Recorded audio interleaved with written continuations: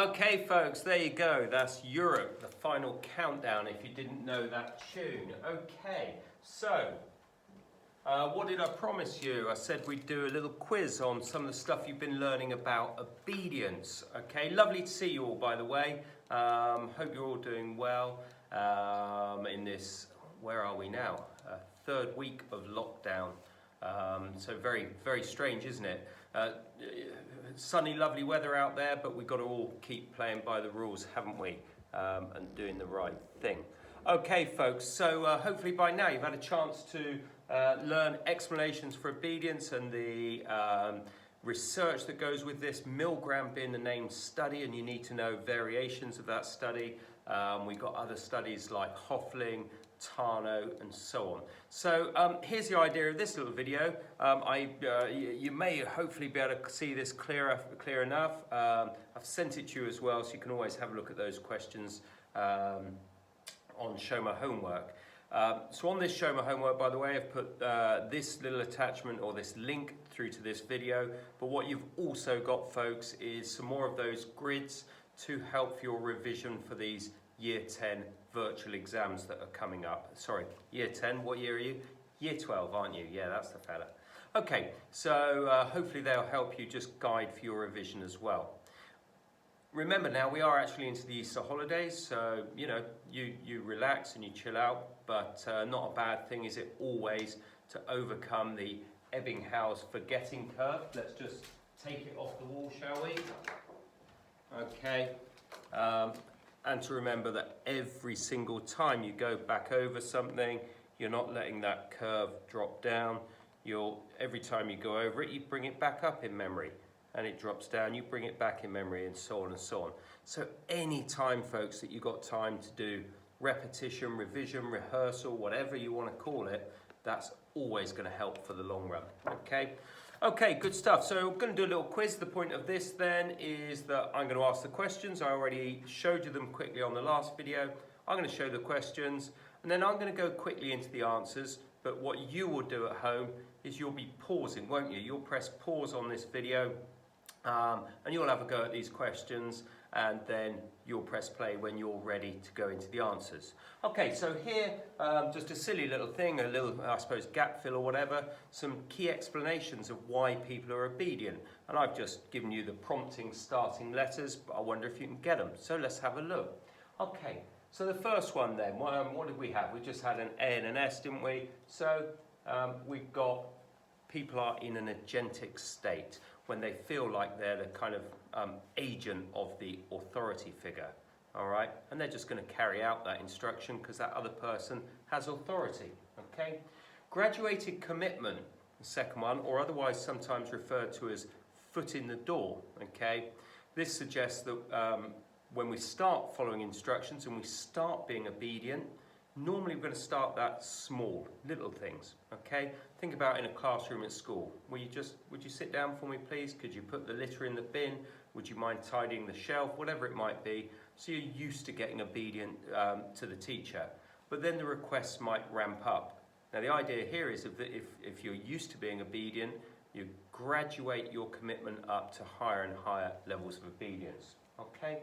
Blind obedience to authority, quite a broad term and kind of encompasses several of these other things.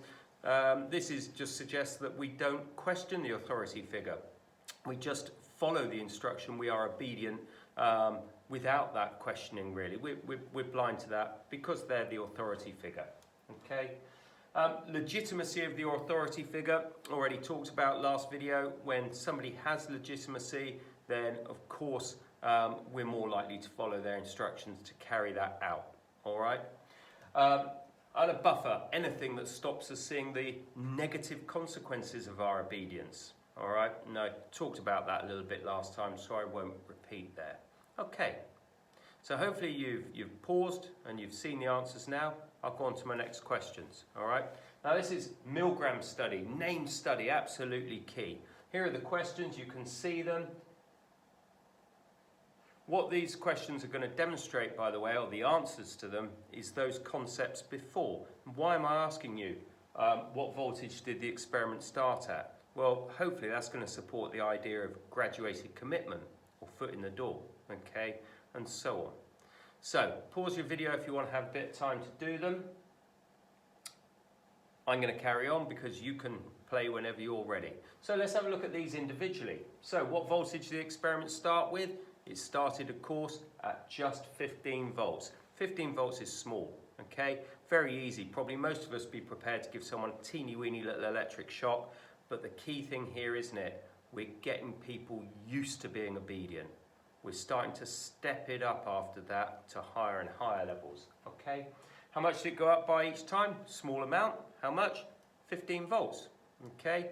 And again, it's not a big leap, is it? So it's easy to follow on from one electric shock to that slightly higher level because it's not huge, all right? Next question. What percentage of the participants in the original study went up to 300 volts? 100% of them. All of them went to 300 volts, okay? So that's interesting, isn't it? People would keep shocking. Not that they've started little, they're going up little by little, but they've got to this point where 100% of them out of the original 40 participants will go up to 100%. Will go up to 300 volts, okay?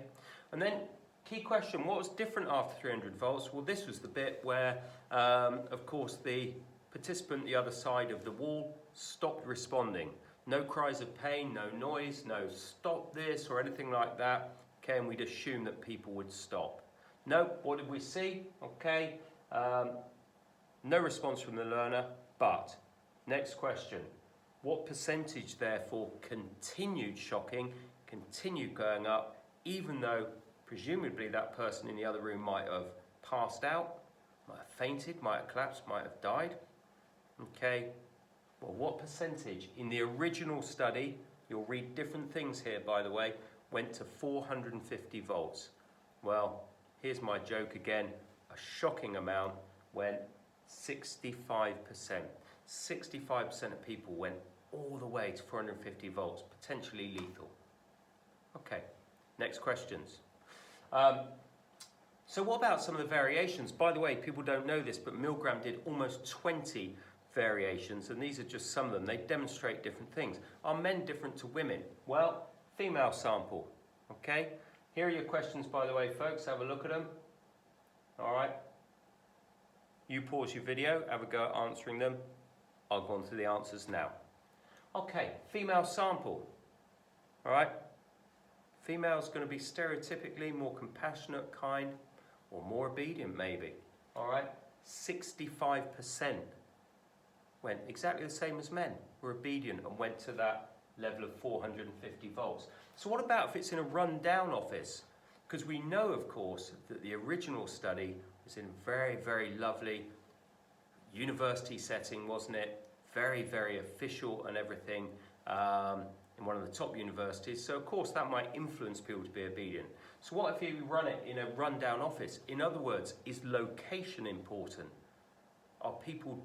Do people show different levels of obedience in different locations? Okay, here it drops down, 48%, so people are not as obedient. That's interesting, isn't it? Imagine this in a school, lovely, fancy, perfect school with lovely carpets and paint and colours and so on. Are students more obedient than they would be in a very run-down school where the decor and things are not very nice?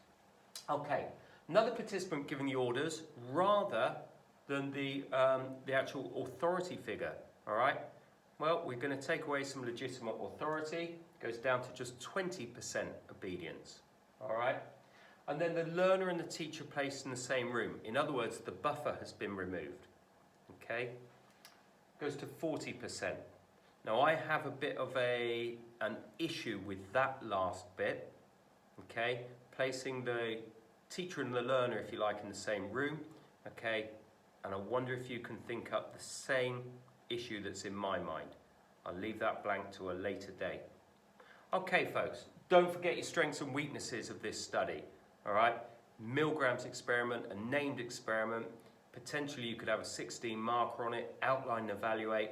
You need your strengths and weaknesses. I'll leave you to go through those and work those out, okay? All right.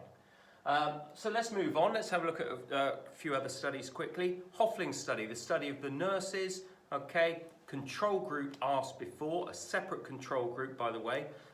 22 of them. Would you basically go against the policy and the correct procedures to give too much medication and without the official signature from the doctor? Now, this is a hypothetical question to these nurses, all right? How many out of 22 said they would do that? Only one, of course. Good. How many nurses actually did it in the field experiment where Hoefling had a telephone call? All right, that's interesting, isn't it? Because no proximity there, the doctor isn't right there. Okay, telephone call, go and give the medication, you don't need the signature, I'll do it later. In reality, 21 out of 22 were ultimately obedient because it's a doctor, a legitimate authority figure in that context. Okay, important study. All right, Bickman study of uniform. Okay, here are your questions. Pause your video. Start it again when you're ready. Okay, remember Bickman said in the last video, it was a field experiment out in the real world, dressed people differently, okay, his confederate or his stooge, and asked them to do things like they lend a coin, move away from a bus stop, or pick up litter. Okay, we see that uniform has a bit of an influence. Remember, there's a nice easy bit of maths between the top and the bottom one here. In civilian clothing, what percentage do they get? Okay, 19% obedience. In a milkman's uniform, not much authority to a milkman's uniform, 14%, okay? And then dressed as a security guard, here's your easy maths, isn't it? Double your civilian, down to your security guard, 38% obedience. Uniform must be a bit important as well then, about telling us about legitimate authority. Interesting, would be good to do a police officer there, wouldn't it, in that study? All right? Tarnow study, my little extra study that I liked, this idea that surely none of us would be obedient when we know that people's lives are at risk, or particularly our own life. Surely we're not going to sit there quietly. What did Tarnow find out about airplane crashes then, that had what percentage of them could have been avoided if the junior pilot, the co-pilot, had questioned the main pilot, the captain? Pause your video. Okay, answer coming up. 80% of crashes. People are so obedient, they won't question the authority figure even when they're plummeting to their deaths. Okay. Folks, I've got this little question for you. I'm not sure if you can read that very well, so I'm going to read it to you. Nice little applied AO2 question here, little STEM, isn't there? When you're a passenger on a train, you're much more likely to move to another seat if the ticket collector tells you to move than if another passenger tells you to do so. Use your knowledge of why people obey to explain this behaviour. Only 4 marks, but it's an interesting question, this, isn't it? Could be an 8 marker almost, you would think, okay, because you've got a lot going on in there. So I hope you're thinking about things like legitimate authority, uniform here, okay, location, all right, to explain why people are more likely to obey the ticket collector. Okay, folks, lovely to talk to you all again. I hope you're finding the videos useful. After the holidays, by the way, I might start to try and delve into a little bit of doing some work through Microsoft Teams, setting you some assignments through there, but we'll wait and we'll see with that. Hopefully this is useful. Remember, if you feel that you haven't got enough to do, you're revising all the time. You've got those exams coming up, and of course, we're all overcoming our forgetting curve, aren't we?